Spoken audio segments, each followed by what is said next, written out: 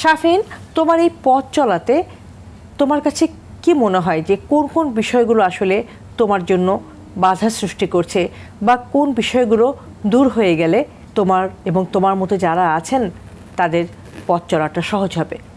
দৃষ্টিভঙ্গি পাল্টানোর প্রয়োজন। বিকারগ্রস্ত বললে ভুল হবে, আসলে এটা আসলে মানে যারা ভুল ধারণা পোষণ করে তাদের দৃষ্টিভঙ্গি বদলানোর প্রয়োজন।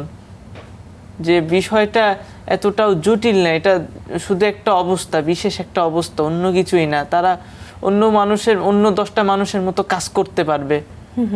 মানে এটা এটা রিয়েলাইজ করাইতে হবে।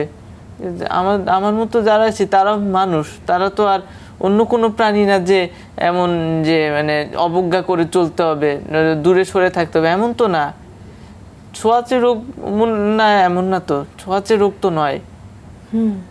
তার মানে বিষয়টা এমন হওয়া দরকার যে মানে স্বচ্ছ ধারণা, অর্থাৎ এই বিষয়ে স্বচ্ছতার জবাবদিহিতা এবং লোকজনকে বিষয়টা অবগত করার দরকার। এটাই তোমাদের উন্নয়নে, তোমাদের এগিয়ে যাওয়ার জন্য সমাজকে, রাষ্ট্রকে কি ধরনের উদ্যোগ নিতে হবে বলে তুমি মনে করো? রাষ্ট্রকে এই ধরনের বিশেষ চাহিদা সম্পন্ন শিশুদেরকে মানে কিছু সুযোগ সুবিধা দিতে হবে।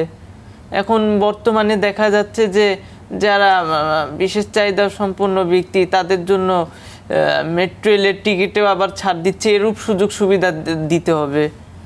তারপর প্রয়োজনে তাদের মানে কর্মসংস্থান করে দেওয়ার জন্য সাহায্য করতে হবে। তারপর সম্ভব হলে কিছু রাষ্ট্রকে মানে যে বিশেষ চাহিদা সম্পন্ন শিশু, এই খাতে কিছু ব্যয় করতে হবে যেন তারা মানে উঠে আসতে পারে।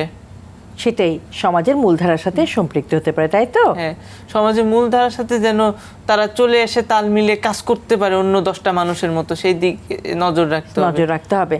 শাফিন, তুমি এবং তোমার মতো যে বন্ধুরা রয়েছে তাদের সামনে এগিয়ে যাওয়ার ক্ষেত্রে আমাদের বর্তমানে আসলে কি ধরনের বাধা রয়েছে বলে তুমি মনে করো?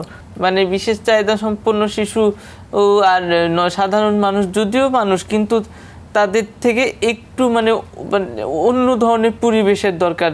সকল সর্বস্তরের মানুষের জন্য যে উপযুক্ত পরিবেশ, যেখানে সব মানুষই নিরাপদ, সেটার অভাব আছে। মানে স্বচ্ছতা, জবাবদিহিতা সমাজে এটা কম। এইগুলোর পরিবর্তন হওয়া দরকার, তাই তো? মানে প্রতিটা ক্ষেত্রে মানে স্বচ্ছতা, জবাবদিহিতা নিশ্চিত করলে রাষ্ট্র অনেকাংশে এগিয়ে যেতে পারবে। অবশ্যই, এবং সেক্ষেত্রে তোমাদেরও এগিয়ে যাওয়াটা সহজ হবে, তাই তো? অনেক অনেক ধন্যবাদ শাফিন তোমাকে, এবং তোমার এগিয়ে যাওয়ায় আরও সহজ হোক, সুন্দর হোক, এবং তুমি যেন তোমার স্বপ্ন পূরণ করতে পারো, সেই জন্য তোমার এই পথ চলে আমাদের শুভকামনা নিরন্তর থাকবে।